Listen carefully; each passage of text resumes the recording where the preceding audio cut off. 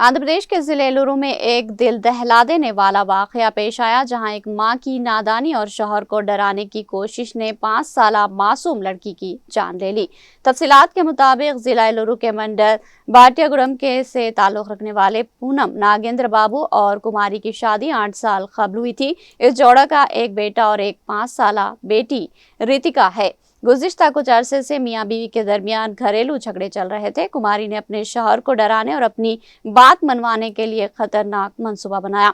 इसने तंबाकू की फसल पर छिड़कने वाली जहरीली दवा को कोल्ड ड्रिंक की बोतल में भरा और इसे घर के बाहर बाड़ के पास रख दिया। इसका इरादा था कि वो शौहर को खुदकुशी की धमकी देकर इसे रास्ते पर लाएगी। ताहम 5 साला रितिका की नजर इस बोतल पर पड़ी और उसने समझा कि इसमें एक कोल्ड ड्रिंक है।